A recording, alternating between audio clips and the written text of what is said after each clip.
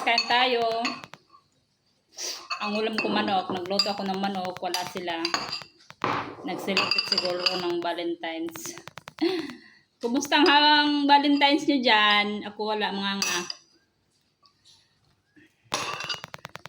Paldo. Sinong paldo? Kain tayo. Sarap ng ulam ko. Adobo manok.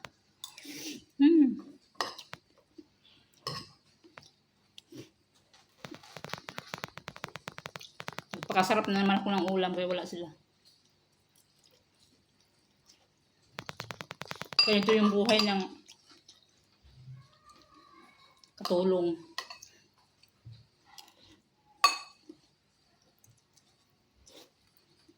Nakakain lang ng gustong lutuin pag walang amo.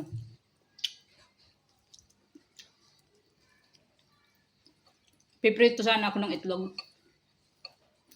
Naisip ko, tagal man sila uwi. Magluto na lang ako ng adobo manok. Pag itlog kasi mabilis lang.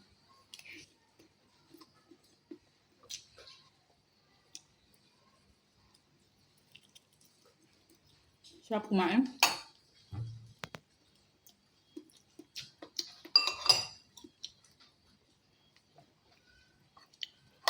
Mga nag-celebrate ng Valentine's ngayon.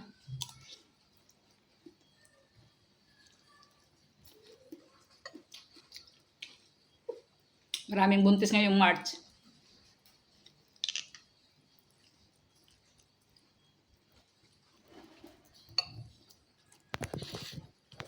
Ganun talaga yun. Ang pag-ibig ay itudo. Nagulat ako bakit may ulo sa likod ko. Ulo ko pula. Atcha to atcha.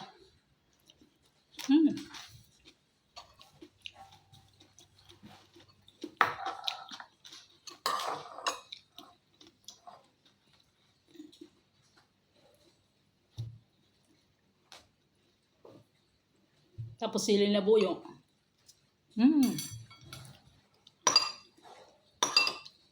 Pag kumakain kami, hindi nawawala yung sili na buyo. Pampalasa kasi.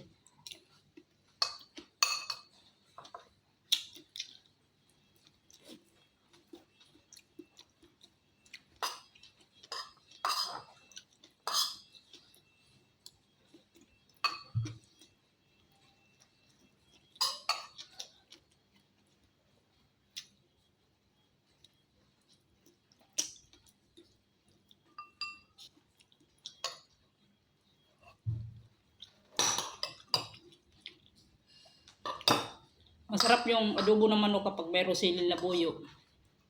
Medyo banghang. Nilagyan ko itong asukal. Ay, medyo matamis.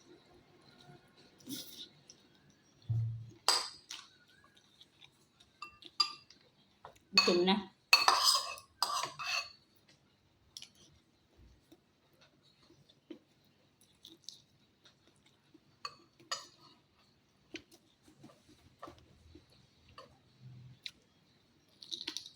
Mahal na kagat.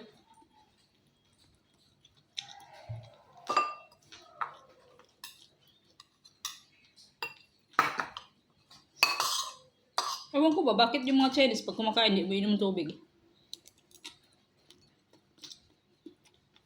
Ako.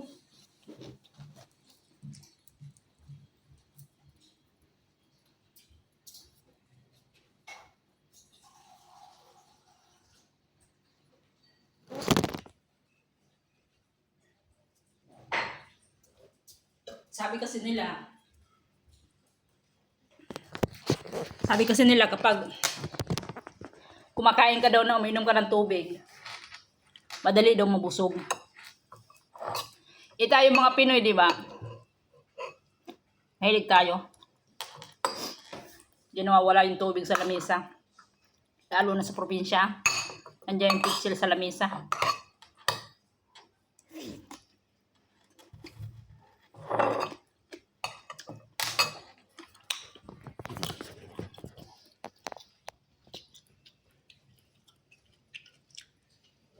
Tahimik.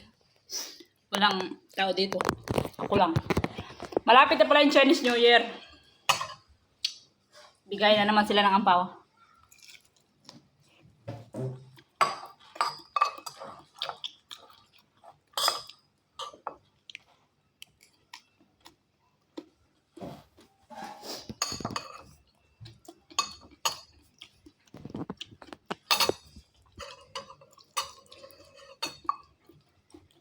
Masarap yung atcha.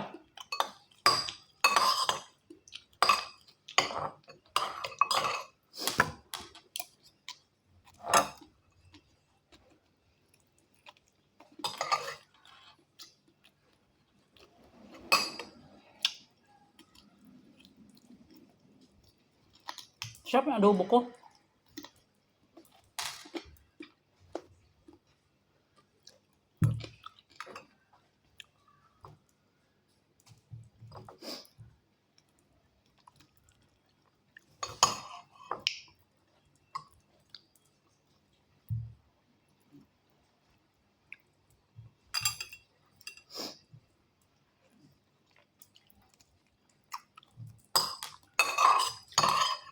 Malsik na yung sauce sa damit ko ay.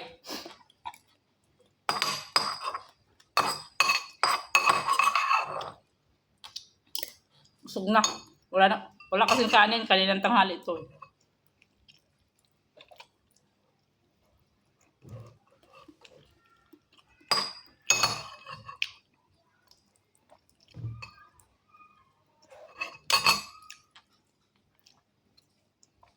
Ang dami kong buto.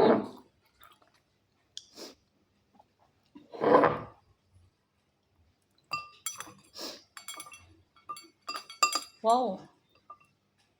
Wala nang laman.